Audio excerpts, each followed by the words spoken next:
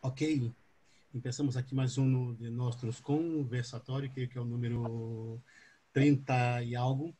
E hoje contamos com a presença do professor, docente e investigador teatral José Luiz Gonçalves Subias, desde Madrid. O professor José Luiz Gonçalves Subias é um experto na história do teatro espanhol. Vamos fazer um pequeno viagem sobre o teatro do século XVIII e XIX.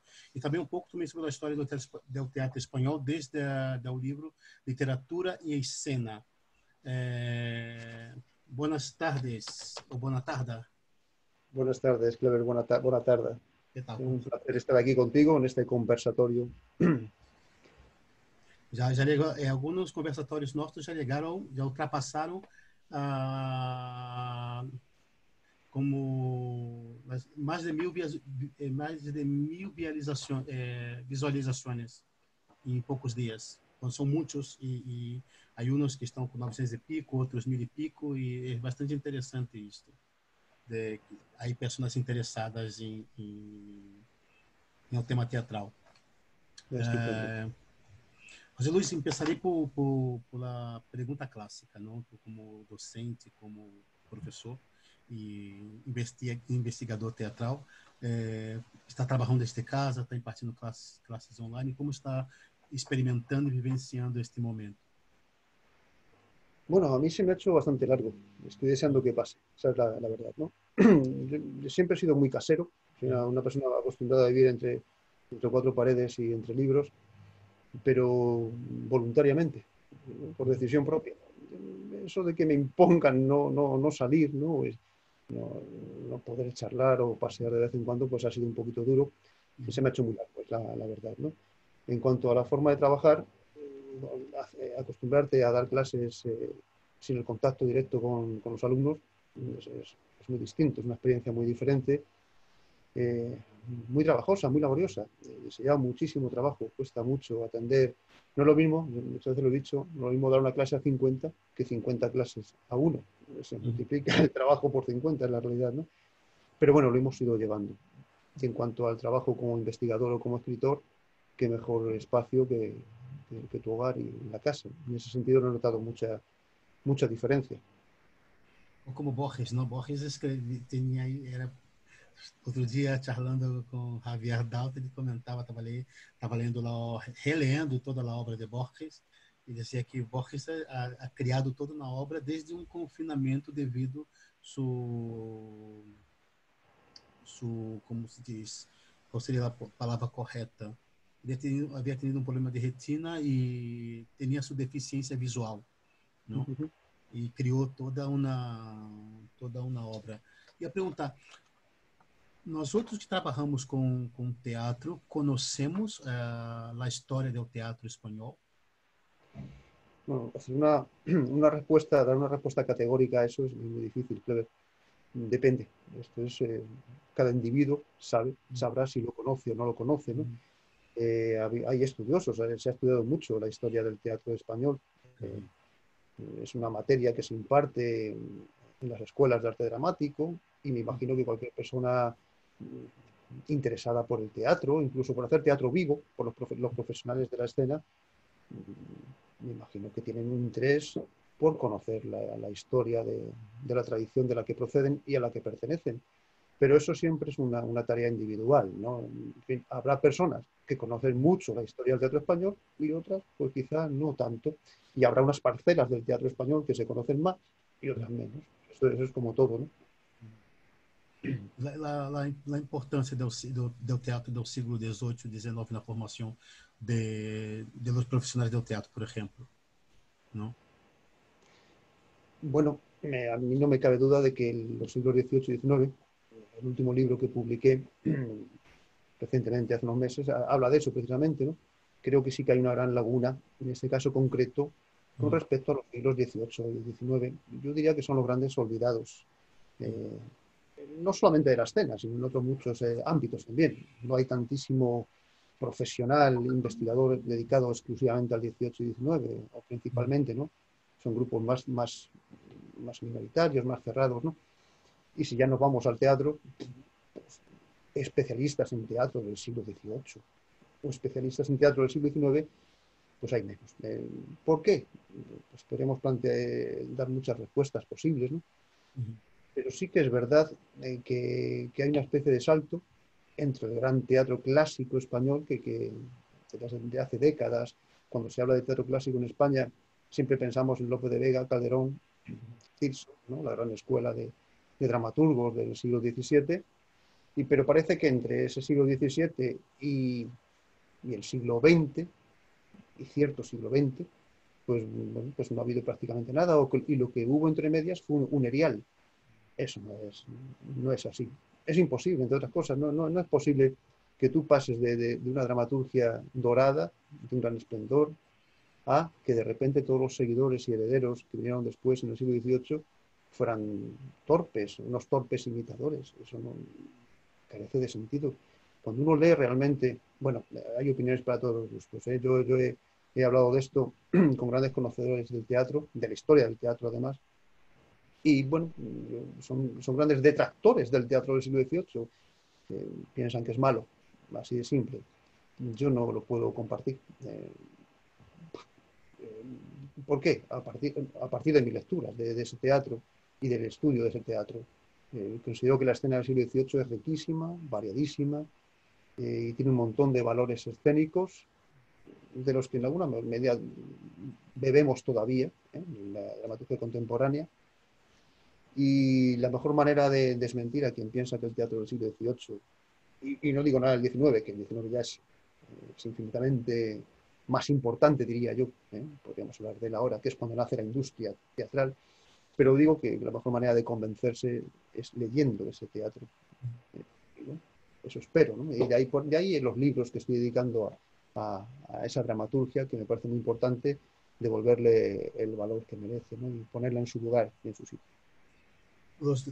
Quem são os dramaturgos mais destacados, por exemplo, no teatro do século XVIII e que contexto e que conjuntura foram criados ou ha vivido esta generação? Por exemplo, agora com o tema do confinamento, estávamos outro dia discutindo sobre que Shakespeare havia escrito Rei Lear durante o período da peste negra, onde eu não havia leído Shakespeare muitíssimas vezes, pero aquela famosa história que muitas vezes, como estamos na universidade, passamos olimpicamente de muitas coisas. Quando vamos montar um espetáculo e ler o contexto histórico, é quando nos descobrimos com essas realidades. Não?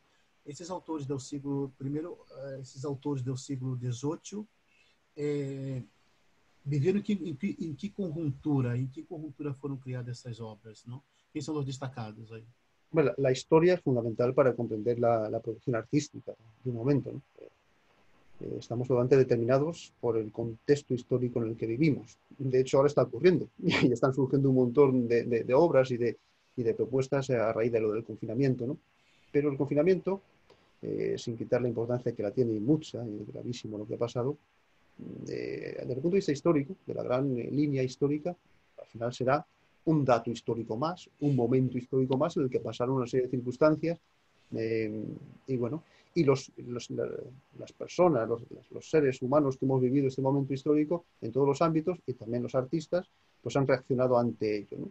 Pero los seres humanos y los artistas, vuelvo a decir, han vivido a lo largo de la historia un montón de situaciones diferentes. No siempre ha sido todo idílico. Hablamos de enfermedades, de pandemias, de pestes, hablemos de guerras, guerras continuamente, y los artistas y escritores y dramaturgos y actores vivían en esos momentos históricos, en mitad de una guerra. Me ha venido ahora a la cabeza de repente, por ejemplo, la guerra de la independencia en España, por ejemplo, ¿no? En 1808, pues el teatro seguía existiendo, las compañías seguían trabajando en las circunstancias históricas determinadas, ¿no?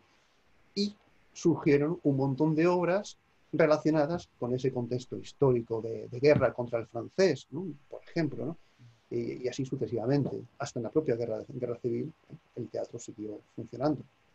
O sea que sí, las circunstancias históricas, pandemias, confinamientos, determinan nuestra producción teatral, nuestra producción artística, claro que sí.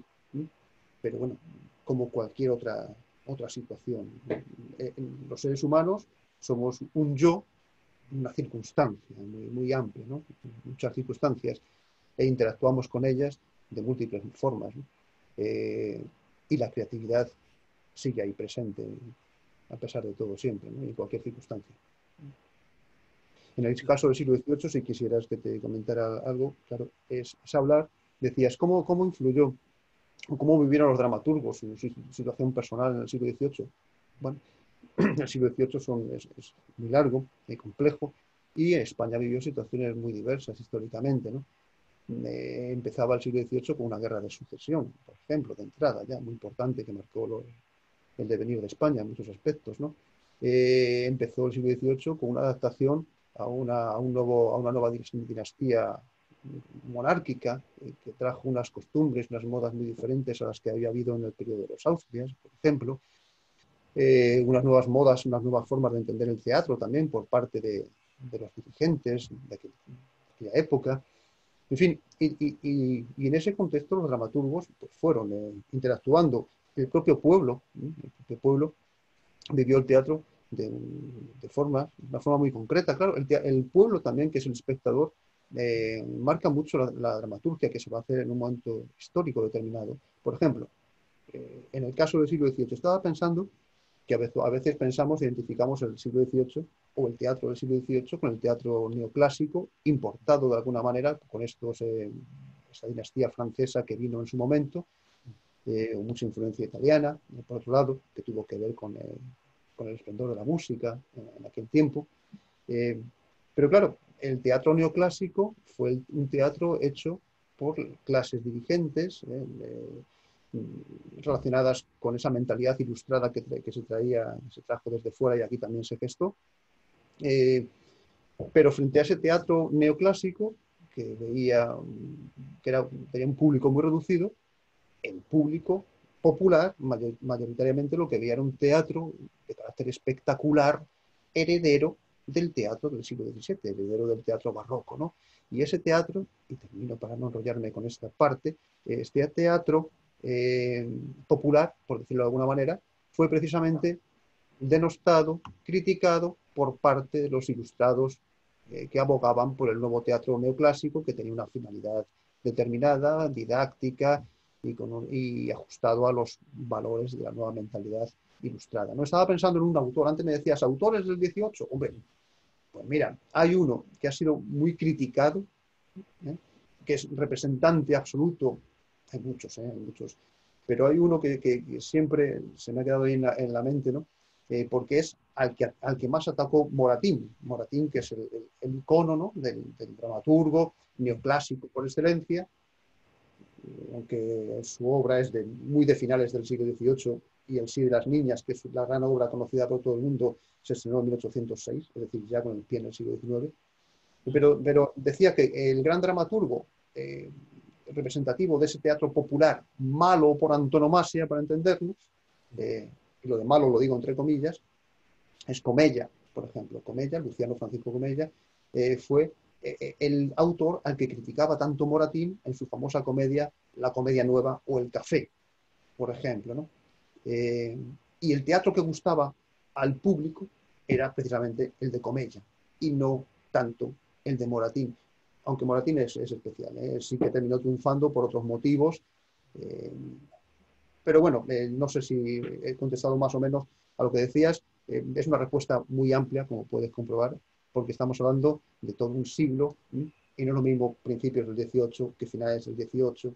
Hay tantísimas variedades, tantos géneros teatrales maravillosos en el 18, el sainete, el teatro breve, cómico, de carácter popular, que tanta influencia ejercerá después en el siglo XIX, por supuesto heredero de los entremeses barrocos, de la tradición cómica popular del teatro breve, el teatro musical, la zarzuela, ópera, en fin, es todo un mundo de una enorme riqueza y que menos que conocerlo, porque seguramente uno se llevaría muchas sorpresas y se daría cuenta de que mucho de lo que hoy hacemos bebe y debe a esa gran tradición teatral de la que bebemos, que al menos está también en el siglo XVIII.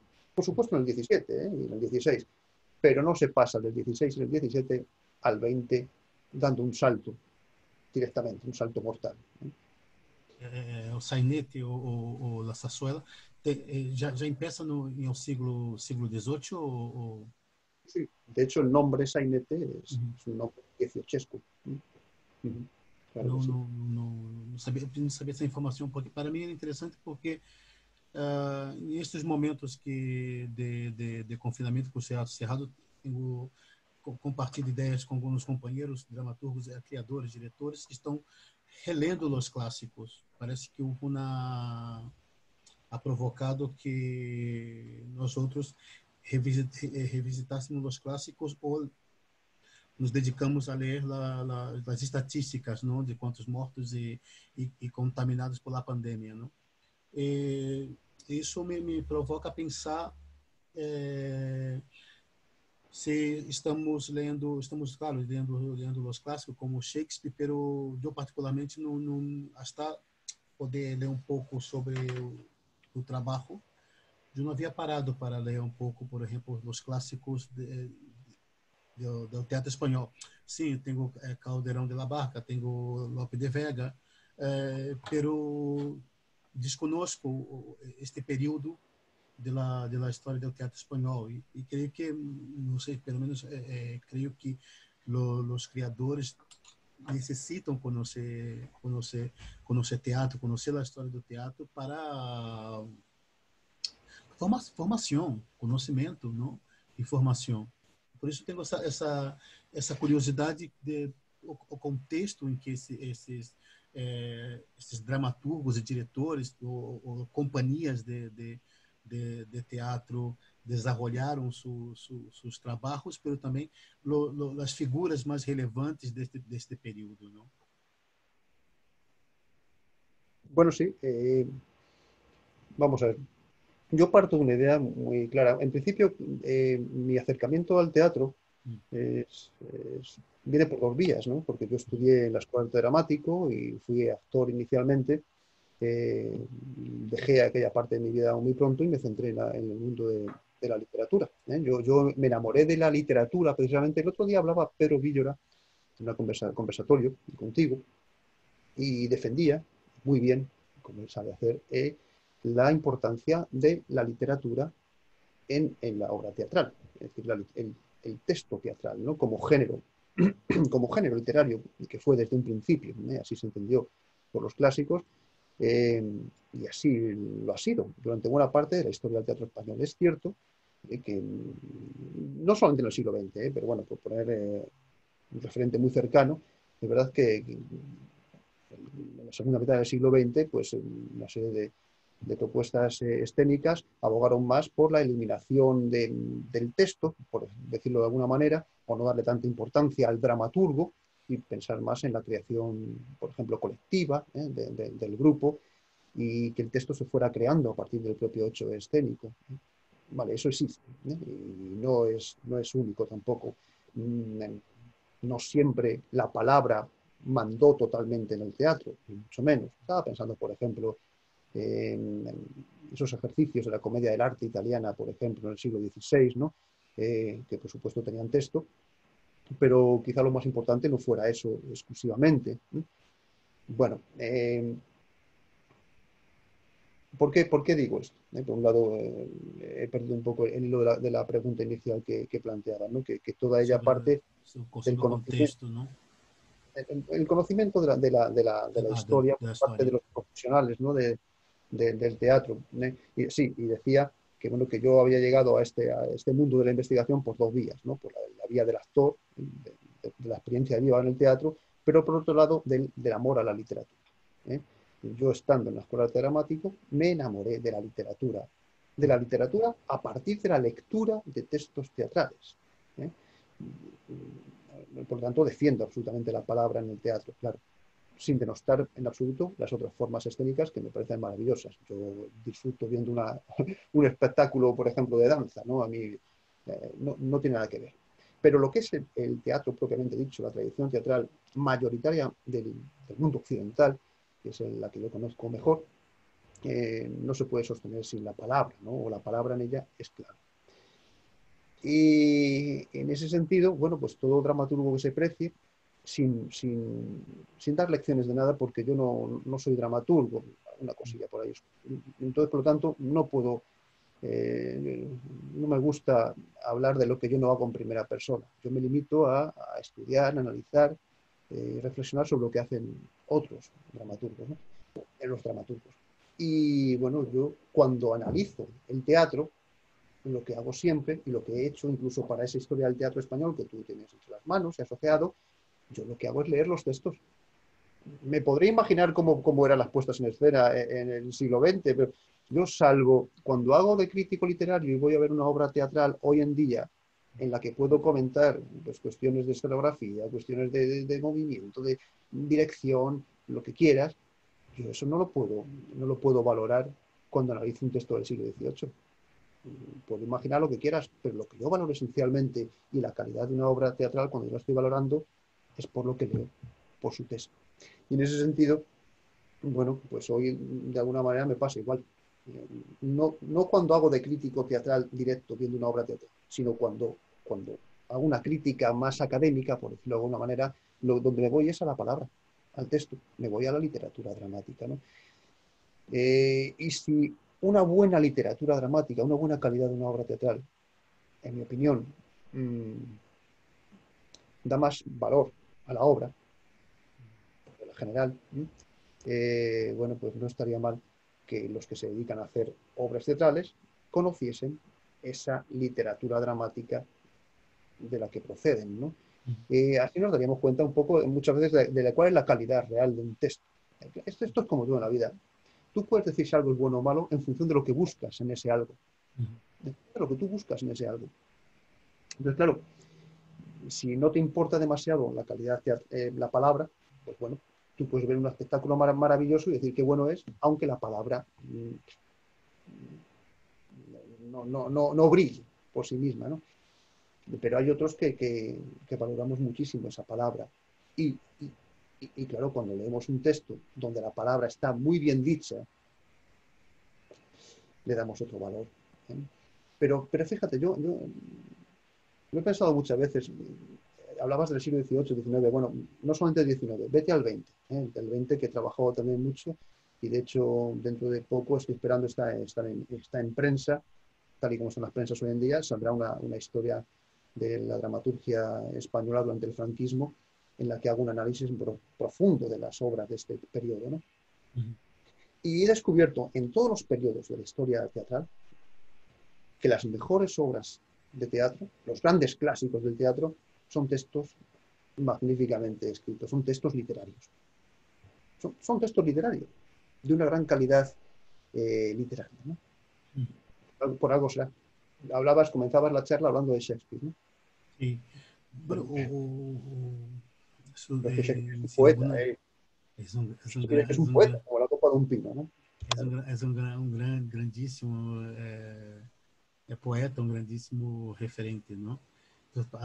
Comentava sobre o poder, sobre o valor da palavra, o valor da literatura, não, dentro do teatro, não? Eu creio que é muito difícil um ator que não tem um conhecimento da literatura e que não tem um contato fluido fluente com a literatura, consiga desenvolver primeiro uma leitura na obra e construir um texto bem articulado e limpo, não?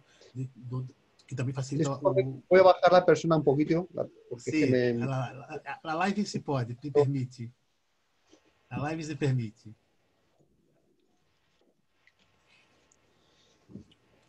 Porque creo que así. comento isso porque outro dia eu escutado um diretor comentando que quando vê um ator que articula bem nas palavras em o texto, são atores que têm essa capacidade como um profissional que sabe cozer, que sabe dizer o texto de maneira muito bem desenhada, colocando todo os colores, e o que permite isso é o contato com a literatura. Mira, yo dentro del ámbito teatral, en el que tengo un respeto absoluto por todos los profesionales del teatro. Además, un respeto, lo he dicho muchas veces, un respeto incondicional. Quizás sea el respeto de la persona que no se atrevió a seguir en ese mundo. Me refiero a mí mismo. Es decir, yo no tuve el valor de continuar dedicándome al teatro al darme cuenta de las dificultades que conlleva ese tipo de vida, ¿no? Por lo tanto, para mí, toda la gente que se dedica al arte eh, son héroes y los admiro profundamente en todos los sentidos, ¿no? Eso ya de entrada. Los actores, ¿qué voy a decir yo de los actores? Digo que dentro del engranaje teatral quizás sea la pieza que más admiro absolutamente, porque creo que es la clave del teatro. Un actor y un público. Perfecto, le podemos poner luego un director, que es absolutamente necesario. No en todas las épocas han tenido la misma importancia. Le podemos poner, pues, puesto el dramaturgo, lo que sea, pero la magia del teatro surge de un individuo que tiene una capacidad de emocionar a partir de su palabra, de su voz, de su gesto, de sus emociones, porque deja todo ahí sobre el escenario. Él presta su voz, sus emociones, vuelvo a decir, su palabra, a los pensamientos, a la imaginación de unos creadores, ¿no? Y él crea a su vez. Es maravilloso. Yo creo. El oficio de actor a mí me parece superior, de una calidad artística excepcional, ¿no? Y claro, y los pobres actores han sido muy criticados a lo largo de su historia. Yo diría que de las profesiones quizá más perseguidas, ¿no? Más denostadas desde sus comienzos. Claro, una tradición en la que, bueno, ¿quién se dedicaba al oficio de comediante? ¿Quién era cómico? ¿No? Bueno, pues personas se pensaba sin oficio ni beneficio, que hacían de esa profesión pues una forma de vida muy alternativa, al margen de la ley. Eh, Eran, por un lado, yo diría que a veces estaban muy bien vistos por el pueblo, porque veían gente capaz de representar a reyes en un escenario, ¿no? Gente como ellos, de la calle, que como lo dice una canción, cuando se bajaban del escenario eran de lo más vulgar, al bajarse del escenario, bueno, y perseguidos por la justicia en ocasiones, y en el caso de las comediantes, bueno, acusadas abiertamente de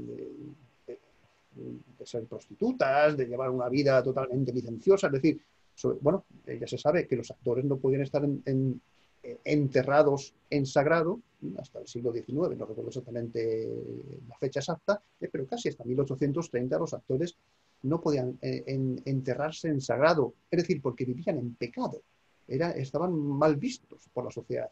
Entonces, bueno, y esa tradición ha llegado hasta casi nuestros días. Ya se sabe que cuando una hija de una familia más o menos de buena familia, por decirlo con ese término, dice que quiere ser actriz, en muchísimos hogares todavía, o su hijo actor, es igual, en muchísimos hogares todavía se echan las manos en la cabeza a los padres y dicen, ¿dónde vas? ¿Cómo vas a dedicarte a eso? Etcétera, ¿no? O sea que es una profesión que ha sido muy denostada. Y no se me ha olvidado el comienzo de la pregunta, y que tenía que ver con la formación del actor. Bueno, sí, también tradicionalmente han sido muy criticados por esa escasa formación que tenían. Se dice, se cuenta, está escrito, que muchos actores no sabían leer y aprendían sus textos de oído. Se los iban diciendo, se lo contaban, ¿no? Y lo aprendían así, bueno, se lo aprendían como se lo aprendiesen, de aquella manera, ¿no? Oral, ¿no? Oral.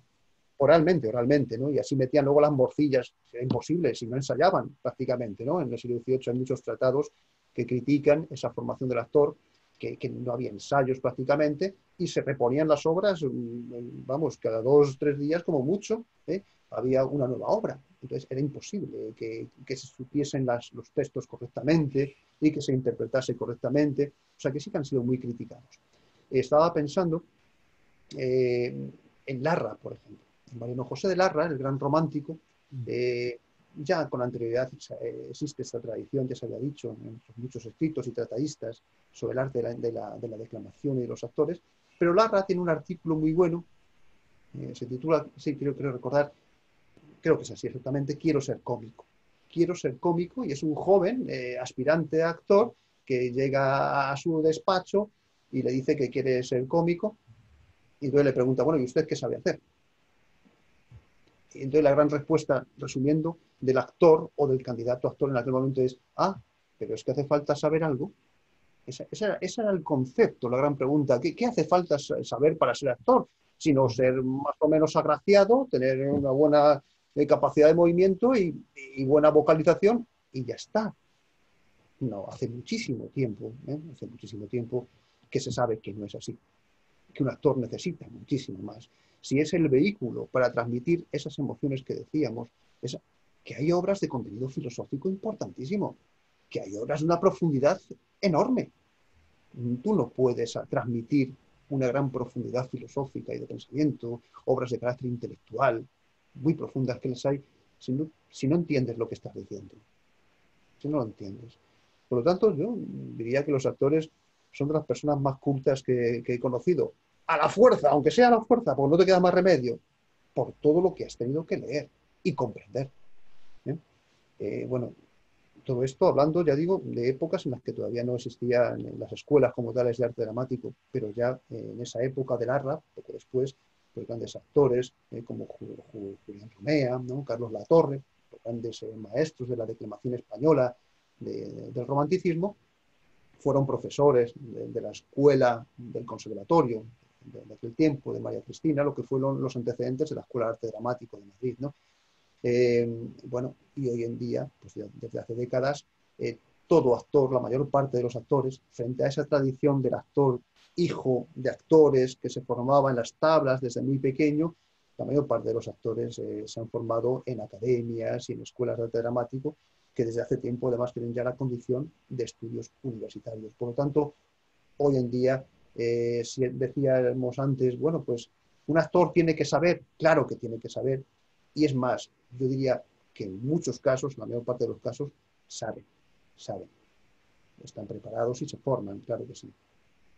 Uma curiosidade, quando explicava sobre a Sarsuela e o teatro do siglo XVIII e XIX, a interpretação, não sei se pode me passar essa informação, a interpretação, por exemplo, da Sarsuela, do sainete, do siglo XVIII, ha cambiado muito. Sí. Quando hablamos como... Sí, de la forma de interpretar, de la forma de Sí, actuar, ¿verdad? sí, Sí, lo que las convenciones. hombre, absolutamente. Yo hace muchos años, el primer libro, hablábamos antes de libros, ¿no? Y te decía, hombre, no solamente he escrito de la historia del teatro, yo empecé... El primer libro que publiqué, curiosamente, fue un tratado, un estudio sobre el arte del actor en España. Lo titulé algo así como El actor convencional, ya no me acordaba, el actor convencional frente al actor naturalista. Y en ese hacía también un pequeño recorrido sobre la forma de interpretar desde el siglo XVI hasta los inicios del siglo XX, planteando estas dos posturas diferentes, ¿no?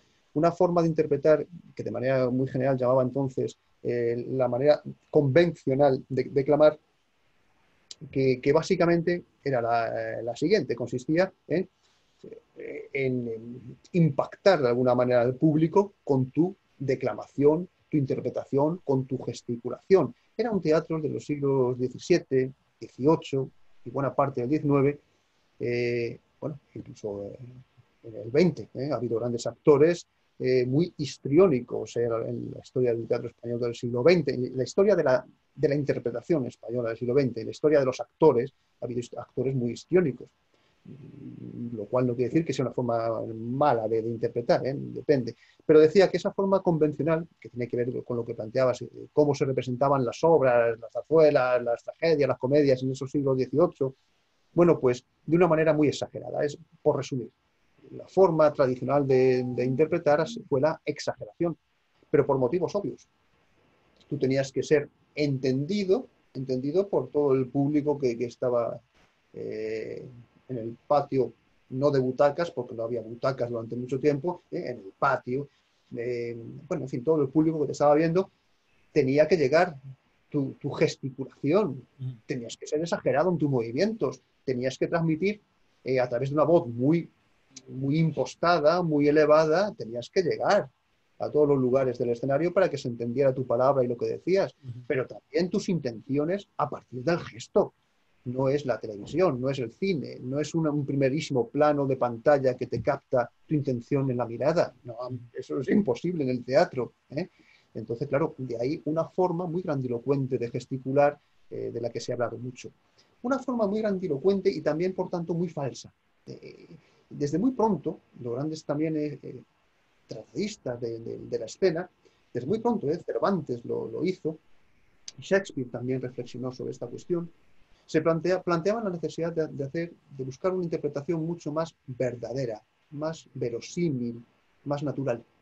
La naturalidad en escena ya se buscaba desde el tiempo de Cervantes y de Shakespeare, en aquel tiempo. No hay más que recordar aquel famoso pasaje de Hamlet, en el que el príncipe Hamlet recomienda a los cómicos que llegan al castillo, ¿no? Como tienen que representar. Por favor, no gesticuléis de manera grandilocuente. Ese consejo es uno de los grandes párrafos en los que se aboga por la declamación natural, naturalista, no exagerada, ¿no? Bueno, pues esa polémica existió ya desde entonces, va a existir en el siglo XVIII, máxime con la aparición de la Ilustración, que el pensamiento ilustrado y neoclásico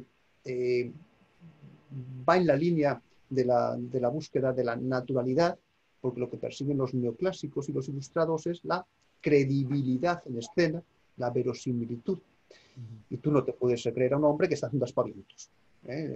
Tienes que procurar ser más de verdad, más creíble, que te creas que quien está ahí no es un comediante representando, sino que es alguien de verdad. La mímesis famosa, aristotélica, mímesis.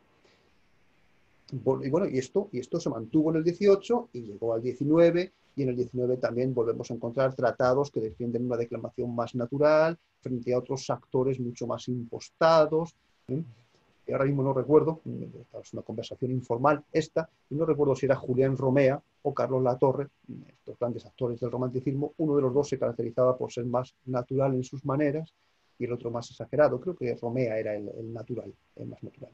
Y uno de los dos estaba más indicado para las grandes tragedias y dramas románticos, y el otro, en cambio, era más especialista, o le venían mucho mejor las comedias, la comedia de orquesta, tenía otro tono distinto, ¿no? En fin, y esa polémica se mantuvo hasta que llegamos al gran introductor del naturalismo en escena. Y cuando digo naturalismo me refiero también a la manera de interpretar naturalista, que es Stanislavski. Stanislavski, que está ligado a toda la escuela del teatro de arte de Moscú y el teatro de Chekhov, el teatro naturalista de aquel tiempo, ¿no?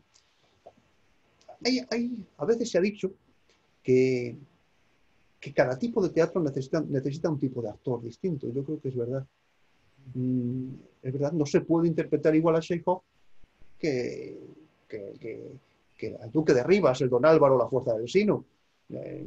Es distinto. Lo mismo que no se puede interpretar igual ese tipo de obras naturalistas o una comedia pues, que una tragedia, ¿no? Es verdad. Decía esto un poco ya para concluir lo que estábamos hablando del tema del cómo interpretar, que decía que, bueno, pues planteó que en el siglo XX, llegamos al siglo XX con toda esa dicotomía que yo decía del actor convencional y el actor naturalista, y en el siglo XX todo se abre. Y esa lucha por encontrar el naturalismo en escena, a través de una palabra y una interpretación naturalista, va a cambiar de repente y vamos a encontrar con las nuevas vanguardias teatrales y artísticas que van a rescatar y reivindicar de nuevo, curiosamente, la vuelta al teatro, la vuelta a lo teatral, entendiendo lo teatral precisamente por lo exagerado y gestual. Estoy generalizando mucho, pero para entendernos es curioso. Toda la vida, durante 200, 300 años, durante siglos, desde que nace el teatro comercial en el siglo XVI, luchando por alcanzar el naturalismo en escena, y vamos a asumir que se consigue con Stanislavski, para que cuando ya se ha conseguido eso, digas, bueno, vale, esto está muy bien, pero es que ahora existe, pasaría igual con la pintura, está muy bien, la pintura realista al máximo, esto está muy bien, pero es que ahora existe la fotografía. Pues con el teatro igual, está muy bien, hemos conseguido el teatro naturalista, pero es que ahora existe el cine. Ha llegado el cine. Y no podemos comparar la naturalidad del cine con la del teatro. Es imposible. Y el teatro, es que el teatro en esencia es antinatural, por decirlo de alguna manera. Entonces, claro, en el siglo XX se abrió muchísimo las posibilidades interpretativas y parece que esta línea, y no parece, es que es real, de hecho la gran escuela de Stanislavski, cuando pasa a Estados Unidos, es la que crea la gran escuela de actores estadounidenses. Actors Studios, El arte de estudios, efectivamente, parten, que es un teatro pequeñito. efectivamente, pero que nutrió de grandes actores naturalistas al cine norteamericano. Claro, porque el lugar idóneo para el desarrollo del actor naturalista era quizá el cine, era el cine, ¿no? Y el teatro, para subsistir, ya se planteó en aquel momento, fíjate la cantidad de frentes que la conversación puede, por la que puede llevarnos, y el teatro, en un momento determinado, en el siglo XX, se dio cuenta de que si quería sobrevivir frente al cine, tenía que encontrar su espacio, su hueco. Y era no tratando de imitar al cine en ese naturalismo, sino todo lo contrario, buscando vías alternativas. Y entonces esto se abre muchísimo y las maneras de interpretar y las concepciones del teatro, y por eso digamos ese maravilloso siglo XX, que es la antesala de lo que somos hoy. En fin, disculpa si me enrollo. Eu estou pensando aqui porque dentro do próprio cine houve também uma ruptura da interpretação. Aquela película, um tranvía, chamado Deseo, Sí, este famoso, lo voy a decir ahora mismo. Peraí, eu tenho aqui a película, Vivian Lee e Marlon Brando e... Marlon Brando. Sim, Marlon. o nome do autor. Tennessee Williams.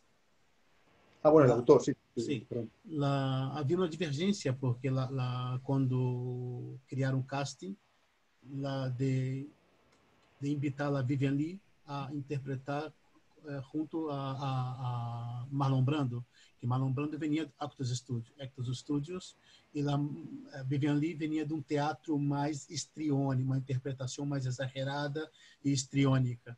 E na película, a interpretação de Marlon Brando e de Vivian Lee queda muito evidente a diferença da interpretação de los dois.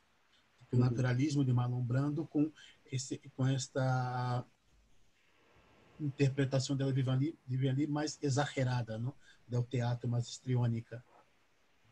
Es que, bueno, además, fíjate que en los comienzos del cine hubo una influencia recíproca, ¿no? Entre teatro y cine convivieron durante mucho tiempo y las primeras épocas del cine, de las décadas del siglo XX, es muy teatral. Las películas son muy teatrales y muy literarias, ¿no? Bueno, y si vamos a los inicios del cine, cuando vamos al cine cómico, bueno, la gestualidad, eso sí que es la escuela antigua de interpretación en todos los sentidos, ¿no? De exageración, gestualidad absoluta, ¿no? Claro, entre otras cosas, porque no se hablaba y tenías que expresarlo todo con el rostro en el cine cómico, por ejemplo, ¿no? Pero esto poco a poco fue cambiando. Es decir, el teatro influyó en el cine, claro, sí es lógico, si es que los primeros actores del cine tenían que venir del teatro, no quedaba más remedio.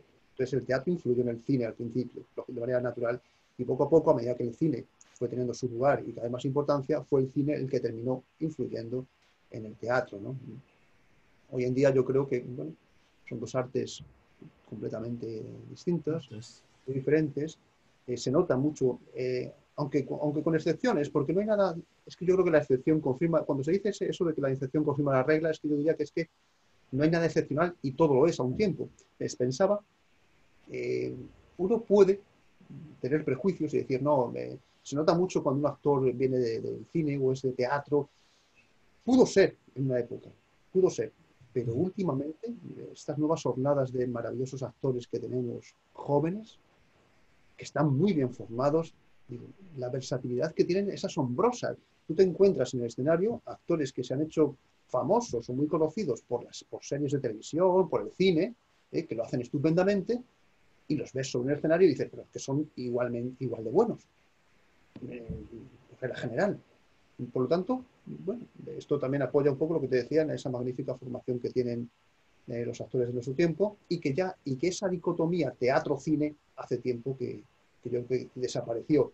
Cada una de estas artes tiene su propio espacio, su público, su mundo, su forma, su código, su lenguaje, y cuentan estos dos mundos con la ventaja de que hoy en día tenemos un montón de profesionales magníficos en ambos medios, ¿no? Incluso que pueden cambiar de uno a otro, como es el caso de los actores, ¿no? En ese sentido soy muy optimista, o creo que es maravilloso el panorama.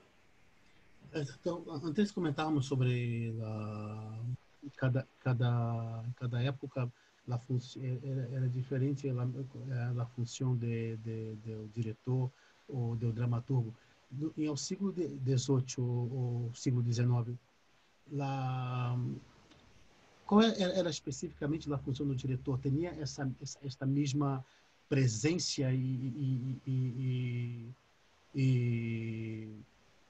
importância que existe no teatro de hoje? Como era a presença desta figura? Incluso do dramaturgo. Bueno, el dramaturgo siempre fue, en esos tiempos, el dramaturgo era el importante, sin duda alguna. Estaba el autor teatral, que como sabes era el director de la compañía. Se llamaba autor al director de la compañía, ¿no? Y luego estaba el poeta. El poeta, porque a los dramaturgos se les ha llamado poetas, lógicamente porque se escribía en verso de manera tradicional hasta finales del siglo XIX en España, ¿no? Entonces una cosa era el autor, director de la compañía, y el poeta. El importante, como digo, cuando salía un cartel, en los carteles teatrales, cuando se anunciaba una obra, nunca se anunciaba el director. Lo digo para que nos demos cuenta de lo que es la importancia. ¿Qué se anunciaba? Al poeta. Lo cual dice bastante. Al poeta y a lo sumo también a los intérpretes, a los actores. ¿No? En ese sentido, quiero entender que el director tenía muchísima menos importancia. Solía ser también un miembro más de la compañía, parte del que llevaba los asuntos de pagos de la compañía. El director de la compañía era eso, el empresario, y en ocasiones también podía ser el primer actor. Esto pasaría mucho en estas compañías que se crean especialmente a finales del siglo XIX.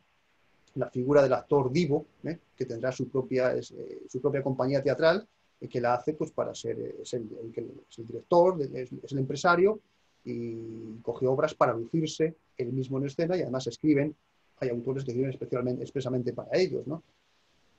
Pero volviendo un poco a la pregunta que hacías, la figura del director que conocemos nosotros hoy en día no surge hasta la primera mitad del siglo XX, la época de Rivas Sherif, directores importantes en aquel momento, ¿no? Sí, con anterioridad no, era mucho más importante, más que el director, era la figura del actor.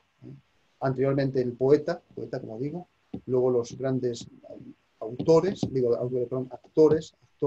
que crearon sus propias compañías, y el fenómeno del director, tal y como hoy en día lo entendemos, es muy del siglo XX.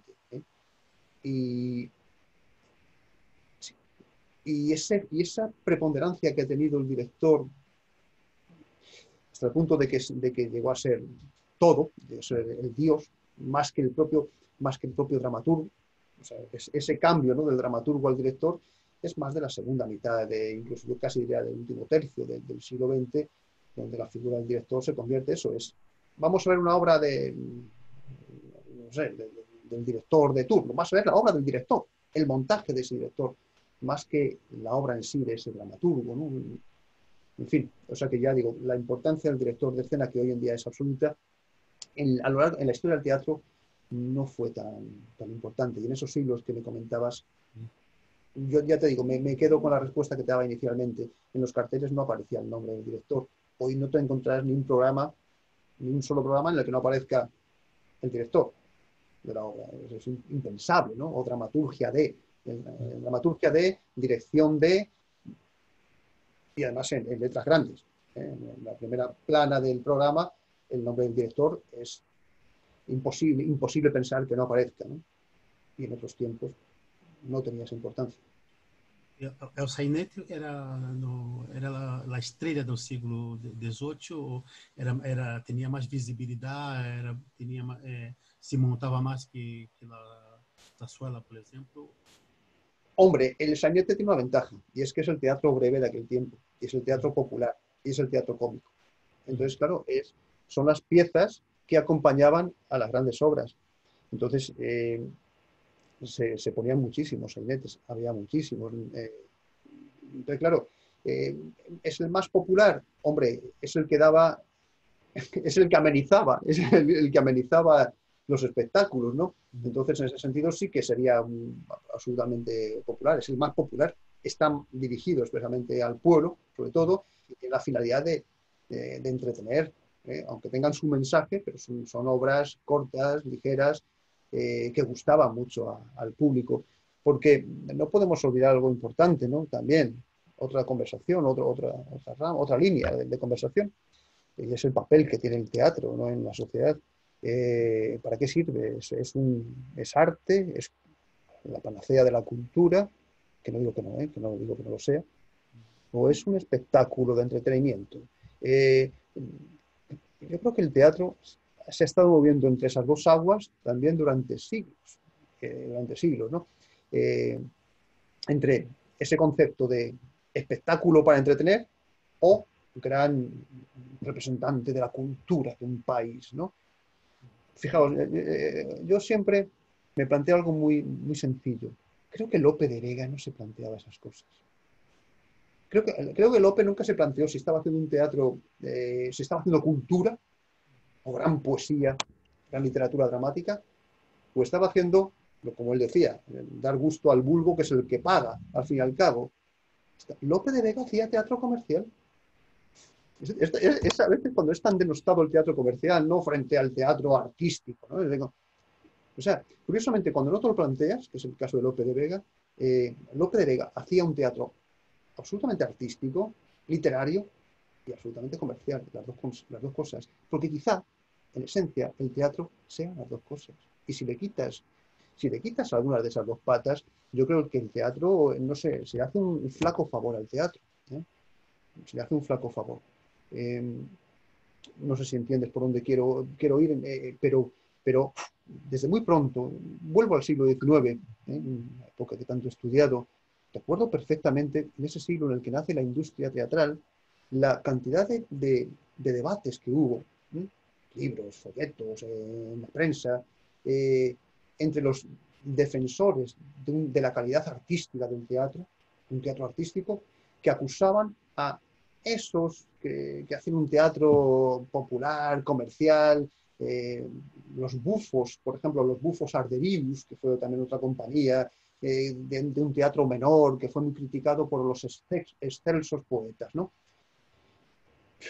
Eh, si le quitas una de las dos herramientas y dejas el teatro únicamente como una actividad artística subvencionada por los fondos públicos, que esto ya surge en el siglo XIX, esa necesidad de que el teatro esté protegido y subvencionado, claro, pues puede ocurrir algo muy simple, y es que el teatro se convierta en una actividad efectivamente artística, cultural, minoritaria, protegida, equivalente a la que tienen los museos.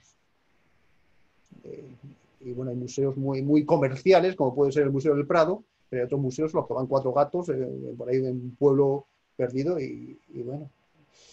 ¿Queremos eso realmente del teatro? ¿O el teatro es un arte vivo que necesita ese punto comercial y que necesita el equilibrio entre la creatividad y la taquilla, por ejemplo?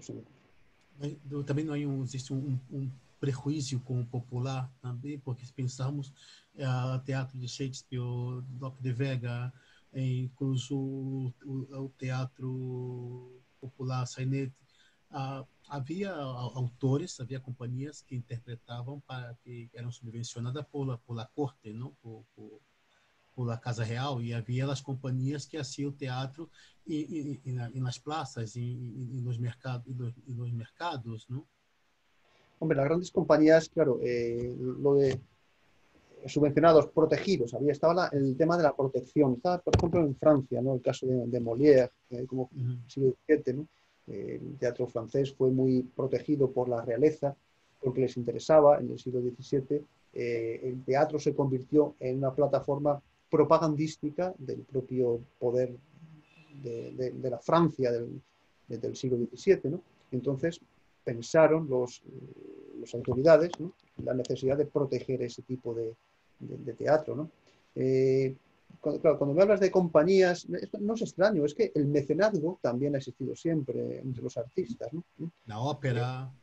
Claro, es muy difícil, siempre ha sido una vida difícil. Empezábamos la charla de hoy, te comentaba que lo mucho que admiro a los actores, a la gente del teatro, a los artistas, porque han tenido el valor de serlo, frente a otros que fuimos candidatos a ello y dijimos, es mucho riesgo, prefiero una vida más tranquila de Más profesor, tranquila. más estable de profesor, ¿no? Por lo tanto, pero esto siempre ha existido. Si no ha sido protegido, subvencionado, pero claro, es muy difícil equiparar el siglo XVII con épocas posteriores. Cuando hablábamos de la protección real, ¿no?, o incluso la relación que tuvieron los teatros en España, ¿no?, con la beneficencia, que también que era otra forma de estar en la sociedad de aquel tiempo, hablamos de escasos teatros en las ciudades y escasa. El teatro era el teatro, lo que había. Estaban los teatros de la corte, que luego hacían su gira por provincias, en los teatros que pudiera haber en otras ciudades de España, por ejemplo. Y luego estaban los comediantes, que había muchos tipos de comediantes que iban por las calles y las plazas, ¿no? La farándula y eso, la vida de esos era mucho peor todavía. ¿Vale? Entonces, pero claro, pero tanto aquellos, que es a lo que voy, tanto aquellos actores del siglo XVII como los actores del siglo XX vivían de eso y tenían que comer de eso, ¿vale? Y todos hemos visto un montón de películas que han hablado de la vida de los actores, de los comediantes, y no fue una vida de rosa, ni mucho menos. Si cuando uno quizás es muy joven y piensa en el mundo del teatro o del cine, piensa en las grandes estrellas y piensa una vida de lujo y de desenfreno o de fama y de éxito, bueno, me imagino que luego con un poquito de madurez enseguida abre los ojos y se da cuenta de que es una vida muy distinta, es un camino, yo diría, no sé, en absoluto de rosas, un camino difícil. Lo que pasa es que es tan apasionante para el que lo vive que cada paso que da se convierte en una rosa, ¿no? Pero es una vida, es una forma de vida muy complicada y compleja. Y en esa forma de vida, insisto, no creo que nadie quisiera simplemente estar a expensas de una subvención que te diesen para seguir adelante. Puede ser, no digo que no. Pero el teatro como tal, el engranaje teatral, la industria teatral, palabra que se crea en el siglo XIX, a mediados del siglo XIX como tal, con el conde de San Luis, allá por 1849, ¿no? La industria teatral, si es industria, es una actividad mercantil y comercial y requiere, pues eso, ofrecer un producto que un determinado cliente o público va a consumir, ¿no? Y tienes que buscar encontrar el equilibrio exacto entre la calidad, ¿no?, y el entretenimiento. Y así ha sido todo. Una especie de actitud ante el hecho teatral posibilista, apropiándome de la famosa expresión de lo que se planteaba en la época de Buero Vallejo, en aquella polémica que hubo entre Buero Vallejo y Alfonso Sastre, por ejemplo, allá por los tiempos de los años 60, en el teatro español, en la escena más cercana, ¿no? El posibilismo. Yo hago el teatro que puedo hacer, decía Buero Vallejo en su momento, en unas circunstancias históricas, políticas determinadas. Pero también digo que en cualquier circunstancia histórica y política, al margen de las situaciones políticas, uno hace el teatro que puede hacer. Si no va a verte nadie, pues tú mismo. O sea, si no, es que yo quiero hacer este teatro. Vale, estupendo. ¿Tienes gente que vaya a verte? ¿Le interesa tu teatro a alguien? Vale, yo creo que es una gran pregunta, ¿vale? Yo quiero hacer, bueno, pues haz lo que quieras, pero si no tienes público, Sin público no hay magia teatral, sin público no hay teatro. Estava sobre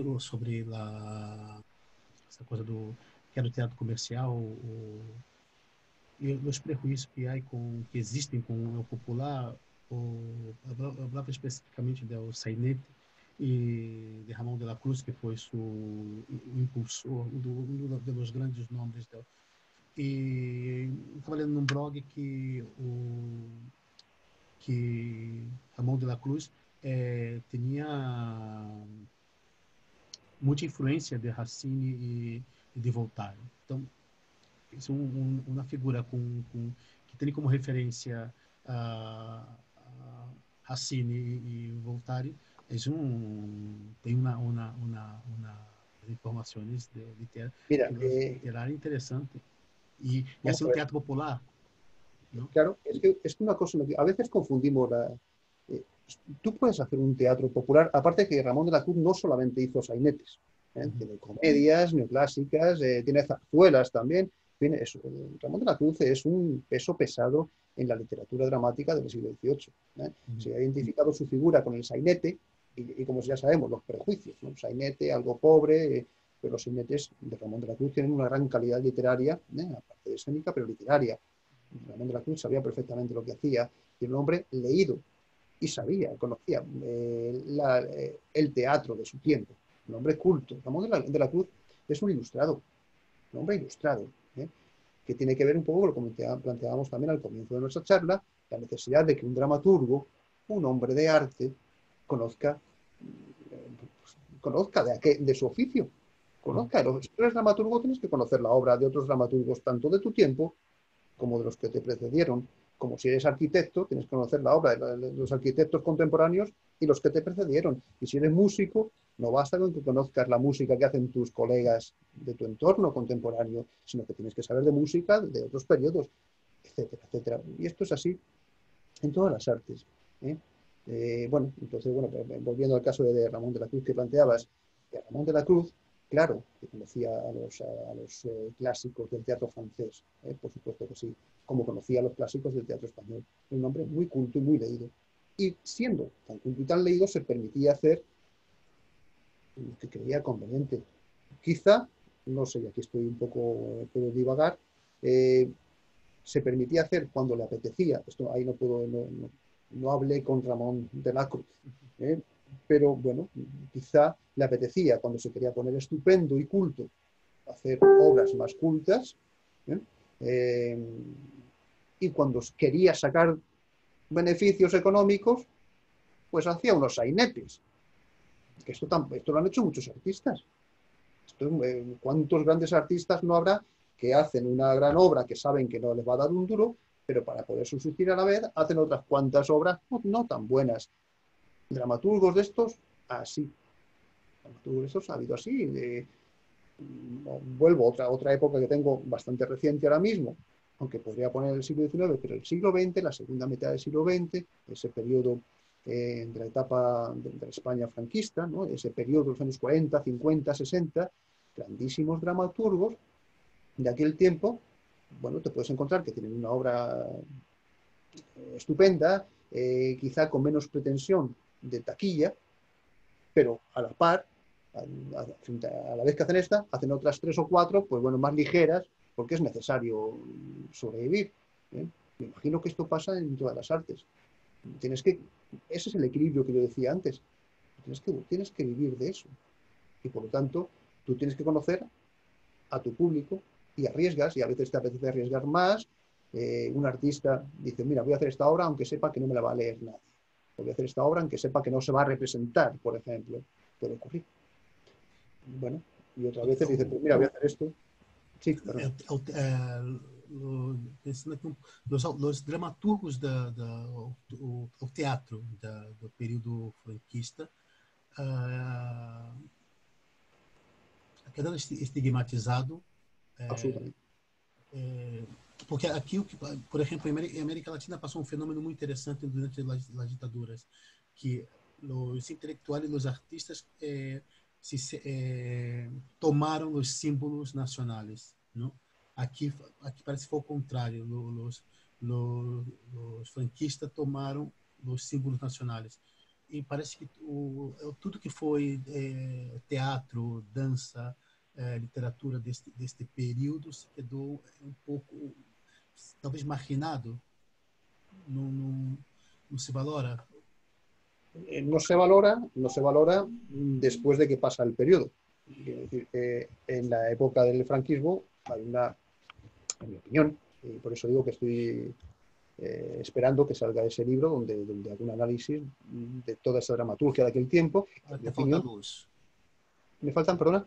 Luz. Ah, luz. Sí, es que ha venido un nubarrón, se conoce. Llevo toda la tarde jugando yo estoy con la luz. controlando. Perdona. Sí.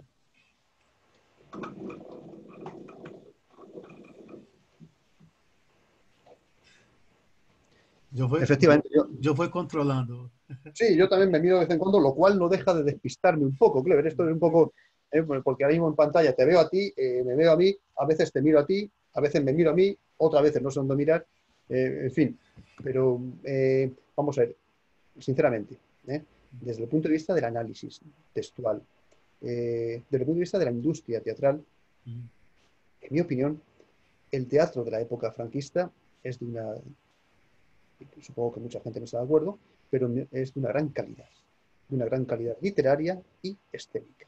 Y el teatro vivió quizá, y sin quizá, porque después de ese periodo el teatro no encontró su sitio entre el público, tuvo que competir con otro tipo de espectáculos, otras ofertas culturales o de ocio, que hizo que el teatro pasara un momento muy delicado allá por los años 70 o 80, le costó volver a andar el camino.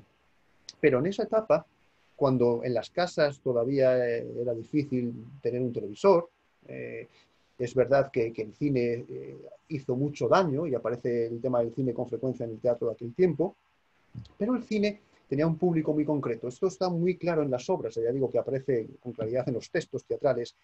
El público del cine era el público popular. El cine de barrio, el pueblo llano, iba al cine, que era muy barato y económico, se pasaba toda la tarde comiendo pipas y viendo sus películas. En la clase burguesa, por eso ese concepto también del teatro burgués, y de alguna manera también ese baldón negativo que conlleva el propio teatro de aquel tiempo, porque si la palabra burgués y la burguesía fue una palabra positiva durante mucho tiempo en los siglos anteriores, la burguesía fue la que hizo los grandes logros sociales, todos los avances, ¿no? Durante un tiempo, desde hace décadas, la palabra burguesa sabemos que ha adquirido otras connotaciones de carácter negativo. Yo no entro en estas cuestiones. Digo lo que es el teatro burgués porque era el teatro que consumía la burguesía y el teatro que hacía la burguesía, nada más. Bueno, pues al teatro iba la burguesía de aquel tiempo. Una burguesía muy asentada en la época del franquismo, fuerte, potente, que permitió que la industria teatral como tal se mantuviera y tuviese una gran vida. Todavía en este periodo tú puedes ir a los periódicos y a la prensa y ver las páginas de crítica teatral, la importancia que tuvieron los críticos, otro personaje interesante, otro profesional de la escena, ¿no? El crítico, y en aquellos tiempos todavía el crítico teatral de los periódicos tenía una influencia absoluta, y la gente iba a mirar la crítica, lo que se había dicho en los periódicos al día siguiente, o incluso antes, qué se iba a poner o no, qué se estaba poniendo en Madrid. Es decir, que la industria teatral, el teatro vivió todavía en los tiempos del franquismo un periodo, yo diría que de esplendor, por lo menos comparado con otros momentos, sin duda. Quizá fue su última boqueada, ¿no? El último momento, el canto del cisne del teatro, si queremos, ¿no? Pero lo tuvo. Y la calidad de las obras, cuando uno las analiza, dices, calma, calma, no nos pongamos estupendos, no caigamos en prejuicios, porque detrás de todos esos autores de la comedia burguesa tan denostada, que se despachan con mucha facilidad en los manuales, te encuentras verdaderas obras maestras, de verdad, y en todos los ámbitos, los actores de aquel tiempo también maravillosos, una escuela de actores en aquel tiempo de la que luego hemos bebido, ¿no? Y crearon sus sagas, en fin, fue una época de esplendor, yo diría en muchos sentidos, ¿no? Y que de aquí venía la conversación, sobre la que han caído muchos prejuicios por cuestiones de carácter ideológico.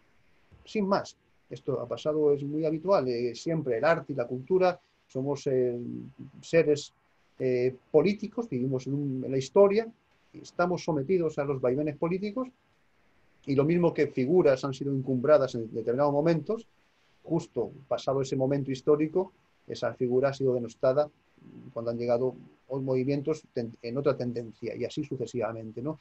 Pero lo mismo que se cayó, no se puede caer en injusticias, nunca, ¿no? Yo procuro en este sentido siempre mostrarme lo más neutral posible. Jamás le miro el carnet de identidad ni a nadie cuando estoy viendo arte, ¿no? Cuando estoy viendo una obra artística. No sé, no me interesa, no, casi preferiría saber ni quién eres, ni qué estás haciendo. ¿Es bueno lo que estás haciendo?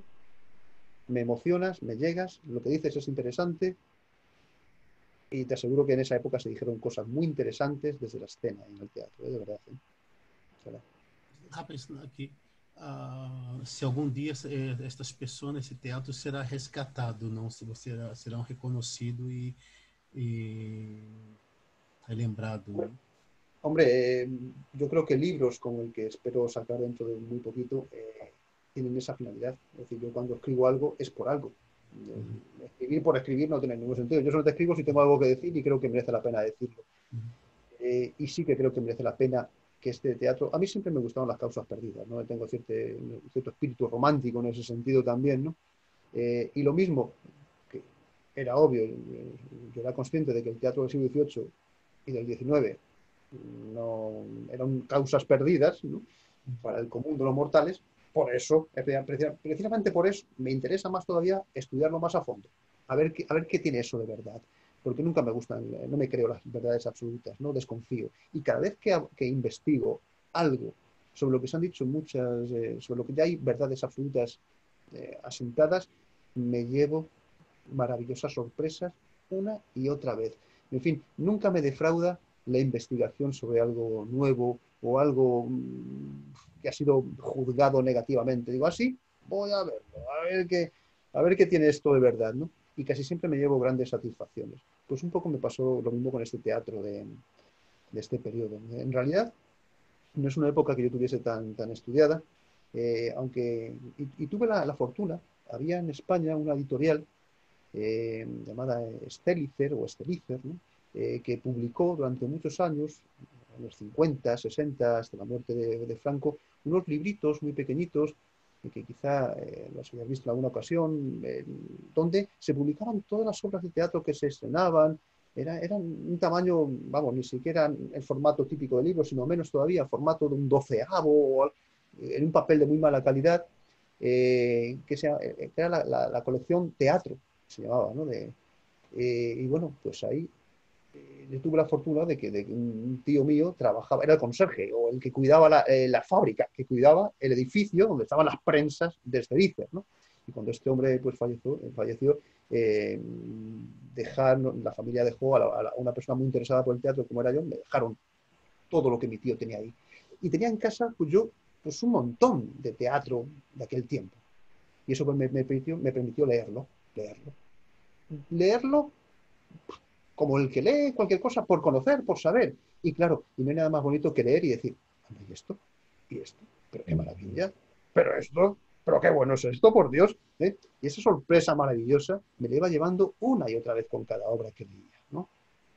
Vale, podemos hacer excepciones si queremos, obras que se repiten, vale, eso pasa en cualquier época, hoy también, ¿no? Y bueno, y descubrí la maravilla de este periodo, ¿no? Que descubrí especialmente, y termino ya con este párrafo, Tranquilo, claro, tranquilo. Lo descubrí cuando estaba haciendo mi libro sobre la historia del teatro, literatura y escena, cuando llegué a este capítulo, en una parte que tenía quizá menos conocida, que me había dedicado más a siglos anteriores, al teatro clásico, hasta el XIX profundamente, pero el teatro contemporáneo lo tenía un poquito más flojo, ¿no? Y leí tanto para hacer ese capítulo que terminé dejando el capítulo y haciendo un libro nuevo. O sea, el libro que va a salir ahora es fruto de ese capítulo séptimo. Efectivamente, el libro me emocioné tanto que hice un capítulo de 400 y pico páginas. Y entonces, cuando acabé el libro, ya hice un extracto y un resumen para la historia del teatro. ¿Y es fruto de qué? De lo que más me gusta, de que me estaba gustando tanto ese teatro al leerlo, que dije, esto no se puede despachar con un simple capitulito. Esto merece un libro. Y por eso va a salir. Yo Caray. creo que, sí, sinceramente, hay sorpresas maravillosas en ese... Sí, ya el sol me ha vuelto a iluminar Sí. ahora mismo. Sí, ahora bajo la persona otra vez enseguida, ¿no? Pero que es una época fascinante, de verdad, ¿eh? Y a la que he llegado sin prejuicio alguno, de manera natural. Creo que es como hay que llegar al arte, de verdad.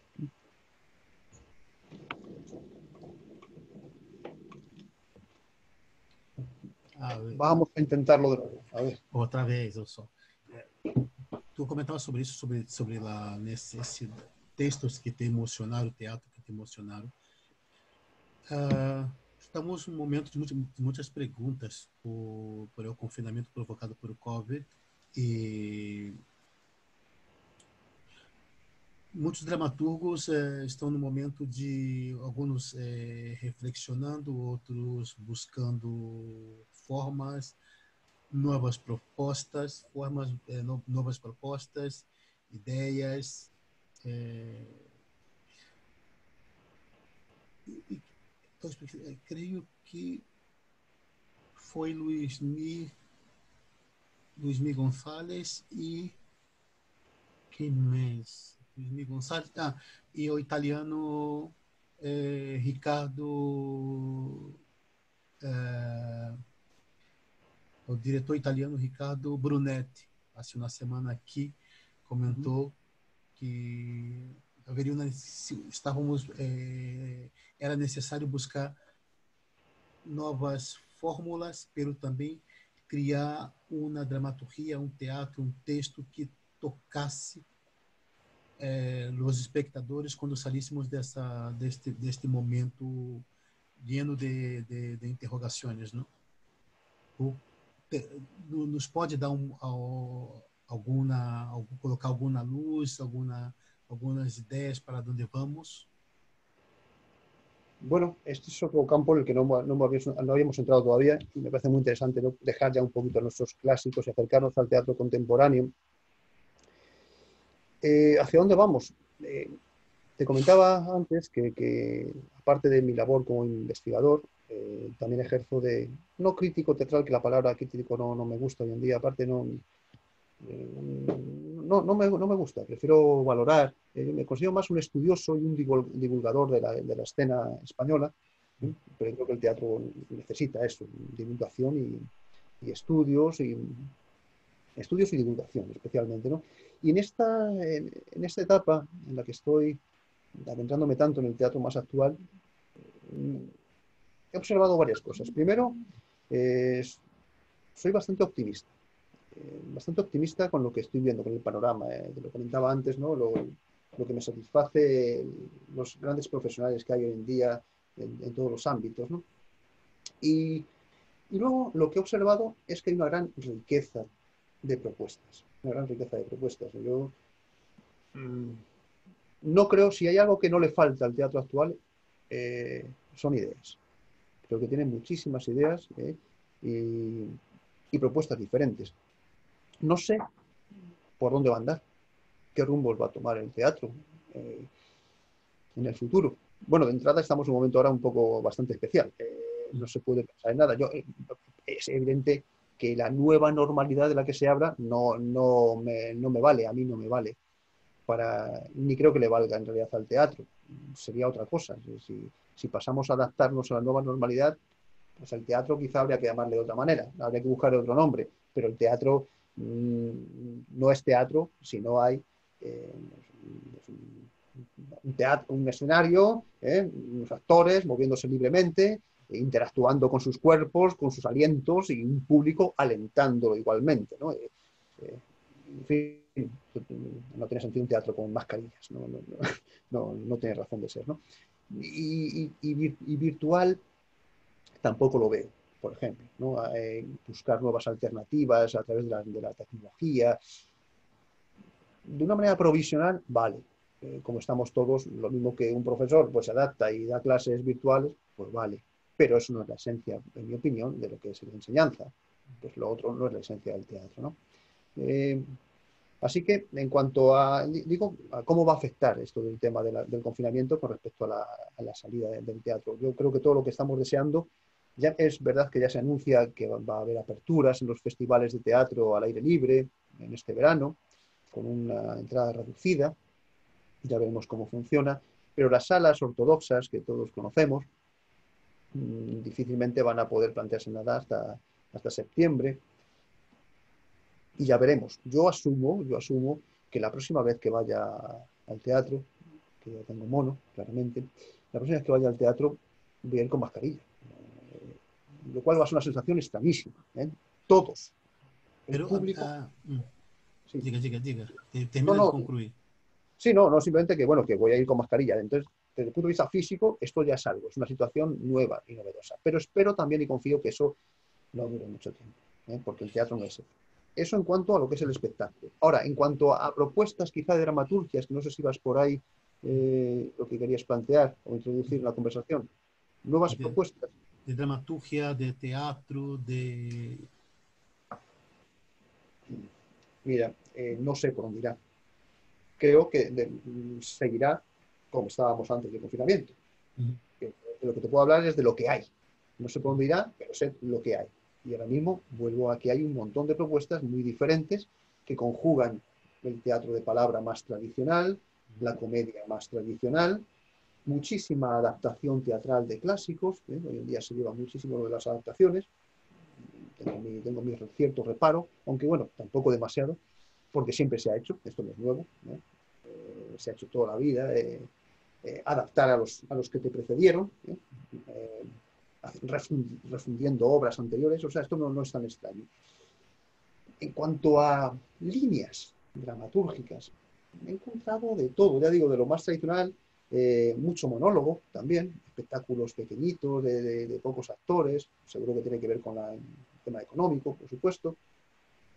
Las grandes producciones de las grandes compañías de teatro se mueven por los parámetros del teatro todavía convencional, por decirlo de alguna manera, el teatro más convencional. Lo único que hemos ganado en capacidad técnica, en nuevos medios técnicos dentro de lo que son los teatros como tales, y lo que permite crear nuevos recursos escenográficos, se juega mucho con la videoescena hoy en día, porque esto es como todo, de repente surge la moda de algo, un descubrimiento técnico y te encuentras un montón de obras que lo emplean, ¿no? La proyección de videoescena, si lo he visto ya, una y otra vez lo mismo, ¿no? Se repite una y otra vez. Y luego me he encontrado propuestas de jóvenes muy interesantes, muy alternativas, que juegan mucho con el ritmo juvenil, hay una chispa juvenil con la música actual, muchos ruidos, efectos especiales rítmicos, muy mecanizada a veces. O sea, me he encontrado propuestas de todo tipo, incluso ese teatro inmersivo también, este tipo de espectáculos en los que cogen al espectador, se rompe con las butacas y te meten a formar parte del espectáculo. Bueno, tampoco es tan nuevo esto, desde que hombre, existió el happening en los años 60, es decir, muchas de las propuestas que hoy en día nos pensamos que son tan novedosas, que a veces pasa eso, uno es muy joven y sale con todas las, quiero hacer algo distinto, alternativo, y si no tuviera un poquito más, me decías tú anteriormente, Clever, de conocimiento de esa historia que le ha precedido, sabría que muchas cosas que uno vende como novedosas y originales no son ni tan novedosas ni originales, sino que ya se habían hecho antes, ¿no? Eso pasa muchas veces. Lo que me encuentro en el arte teatral, como en otros muchos campos, es una gran variedad de ofertas y de posibilidades, ¿no? Hoy en día es un terreno muy amplio que puede ir por muchos derroteros y que tiene a su alcance muchas posibilidades, pero no sabría muy bien, no sé por dónde va a ir. Creo que todo tiene cabida, y me resulta más fácil siempre hacer historia. ¿Qué significa eso? Me resulta más fácil estudiar lo que se hizo que predecir lo que se hará. Eso lo veo más complicado. ¿Te has sorprendido con la migración de los creadores a las redes sociales o no? No me puede sorprender en absoluto. Es necesario adaptarse o morir, se decía, ¿no? Entonces, claro, tú no puedes estar alejado de tu mundo, de tus gentes, de parar el mundo totalmente y que se acabe. No, tienes que buscar alternativas. Bueno, me imagino que cuando se pensó que eran 15 días, bueno, pues uno aguanta 15 días tranquilamente en su casa y ya está. Pero cuando eres consciente de que esto no es una cosa para los 15 días, sino que se va a alargar en el tiempo, entonces inmediatamente todo el mundo, y los creadores también, empiezan a poner en marcha mecanismos para seguir vivos y seguir manteniendo su forma de vida, ¿no? ¿Qué son las nuevas tecnologías? Pues las nuevas tecnologías, las redes sociales, lo que sea, ¿no? Lo que sea. Y vuelvo a decir, no digo que sea lo... Y seguramente los profesionales de la escena lo piensan igual, no es la panacea, no es el ideal, pero el viejo refrán castellano, a falta de pan, buenas son tortas. Pues esto es igual, ¿no? Entonces, bien, me parece bien, de momento, mientras no haya otra cosa, pues nos acostumbraremos, nos apañaremos con lo que hay. ¿Eh? Pero lo mismo que un buen libro no lo puede sustituir, y cuidado con esto, que me meto en terreno resbaladizo, no lo puede sustituir un ebook, iba a decir, eh, o una pantalla. Yo trabajo mucho con la pantalla, leo muchos textos a través de la pantalla, pero investigando. Pero el placer de una lectura, tocando un libro, pues, pues lo mismo me le pasa al olor. Yo cuando quiero ir al teatro, que estoy deseando ir al teatro, te repito, y he visto mucho teatro a través del ordenador, eh, no hay color. El teatro no solamente es como ni es ni fue, ni es ni fue. El teatro siempre fue otra cosa, no es solamente la representación teatral, acordémonos, el teatro es todo un ritual en el que te preparas para ir al teatro. No sé si vas solo, vas con una determinada predisposición. Si vas con amigos o con la pareja, vas de otra forma. Llegas al teatro, los olores, el acomodador, las gentes, las luces, cómo se van apagando, cómo se encienden. Todo ese ritual, que ahora no es lo que fue, repito, porque en otros tiempos era el espectáculo público donde veías y eras visto a los otros, ¿no? El lugar de reunión social. El teatro todavía sigue siendo un lugar de reunión social, entre comillas, aunque no te hables con las personas que están al lado, ¿no? Pero sigue siendo un lugar social. Y no es lo mismo verlo en contacto con otros, escuchando la tos del que está ahí, o incluso últimamente viendo la lucecita del móvil fastidiosa, ¿no? No es lo mismo tener a alguien pegado a tu lado, ¿eh? Incluso preferirías tener un poquito más de espacio a veces, no digo que no, no es lo mismo eso, y olerlo. A ver qué olores vamos a sacar, porque es que en el teatro actúan, hay muchos códigos de significado y todos nuestros sentidos están alerta. Cuando una obra de teatro implica el olor, el olfato. El olfato. A través de la cámara, el medio digital, se puede reproducir sonidos, lo que quieras, pero ¿y los olores? ¿Los aromas? Por ejemplo. O teatro exige, não, esse é o encontro, não exige esta é o ritual, exige esse intercâmbio de essa sinergia, não, a energia. La energía, efectivamente, cuando las personas se juntan en un determinado lugar, hay una energía especial. ¿Eh? Tú sientes el contacto de los otros. Y eso es así, no se puede. Lo mismo que, lo mismo que el actor. ¿Cómo interpretar sin público? ¿Cómo interpretar ante una cámara? Se hace, los actores de cine lo hacen, no digo que no, pero un actor en una obra de teatro, le quitas el público y le has quitado todo, le quita la emoción. Esto se dice, y no me quiero meter en este tipo de comparaciones, pero se dice con el mundo del fútbol, ¿no? La gente aficionada al fútbol y al deporte, hoy en día, esto es algo muy habitual, se escucha mucho. ¿Cómo podemos hacer un partido de fútbol sin espectadores? Si la clave del fútbol es el bullicio, los miles de personas aplaudiendo esa energía, ¿no? Bueno, pues esto es igual, los que somos aficionados al teatro, ¿cómo se puede hacer una obra de teatro sin público que te esté alimentando? Es que un actor se alimenta del público, ¿eh? Recibe de él su energía y la transforma, no la multiplica y así. Es una actividad recíproca. Estos son artes recíprocas. Hasta el propio libro.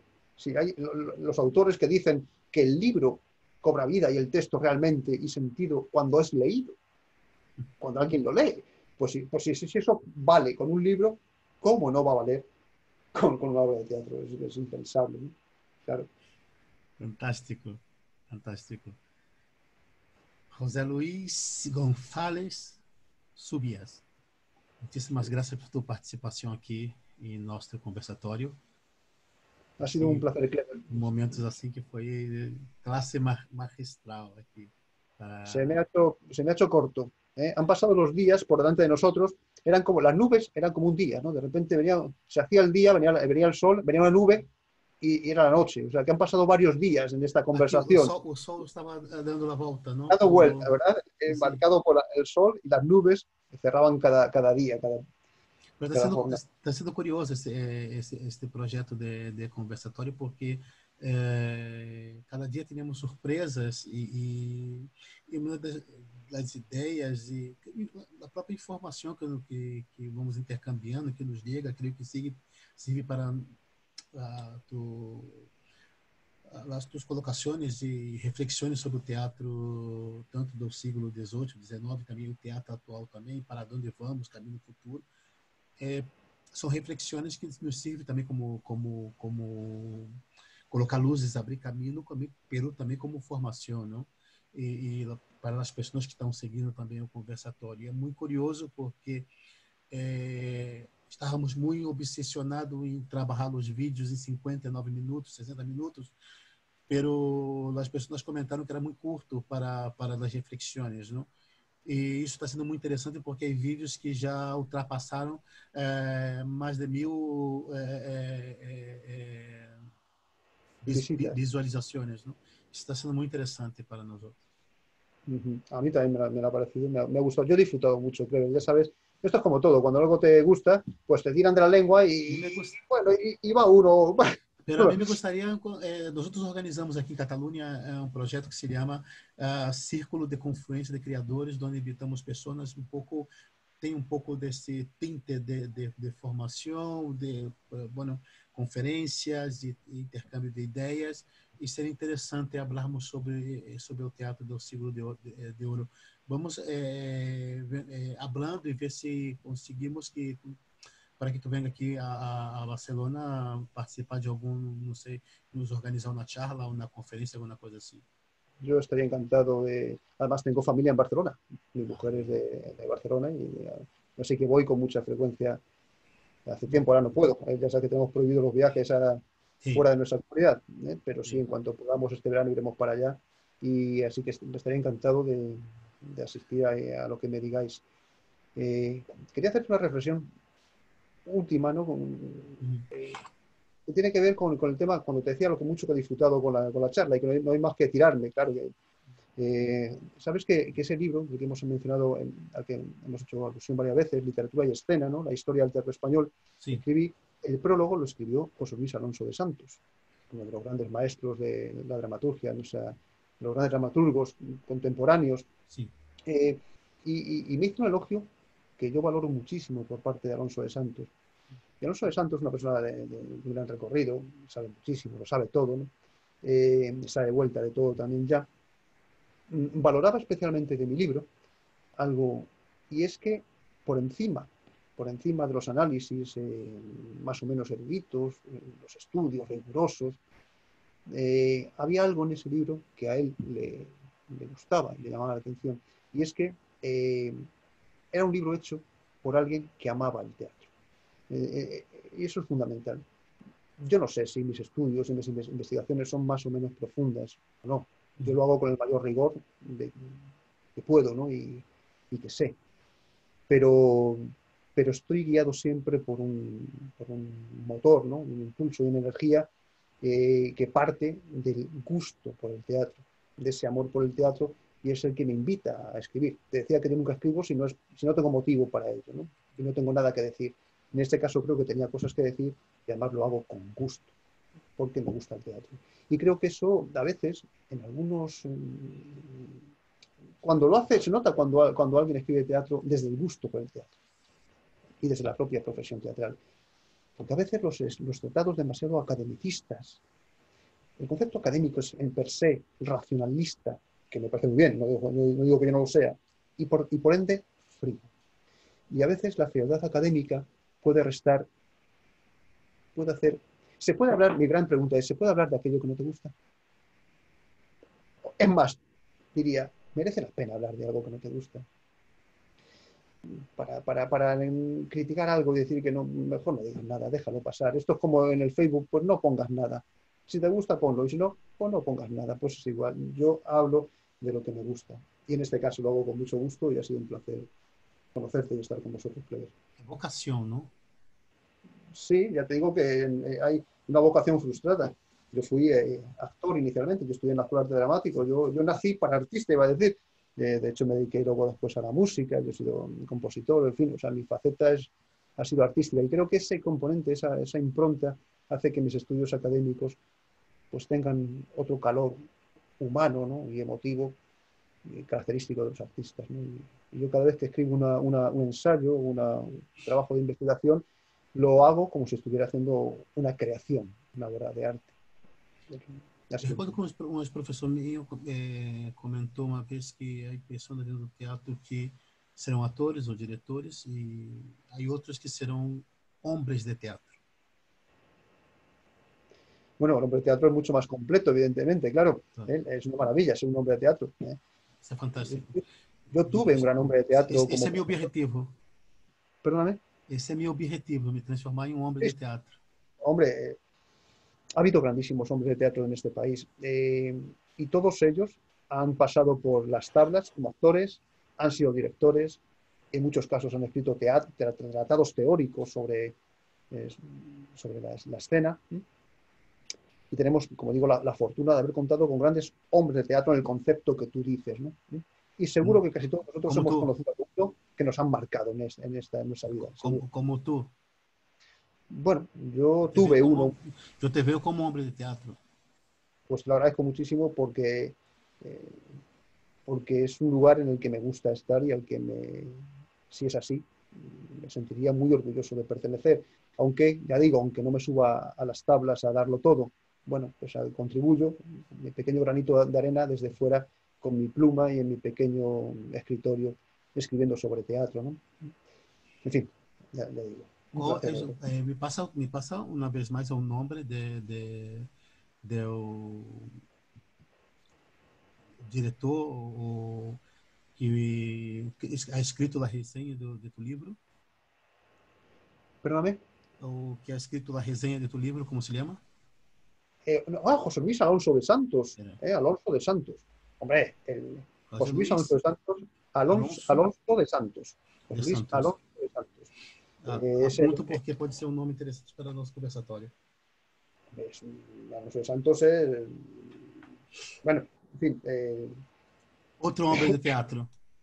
Es mucho más que un hombre de teatro. Hoy en día, Alonso de Santos es una institución, es un gran maestro. Alonso de Santos fue el que fundó la Academia de las Artes Escénicas, ha sido director de la Compañía de Teatro Clásico, fue uno de los grandes avanzados del teatro de la democracia, previamente había sido de los representantes del teatro independiente en la España del último periodo franquista. En fin, Alonso de Santos lo ha tocado todo.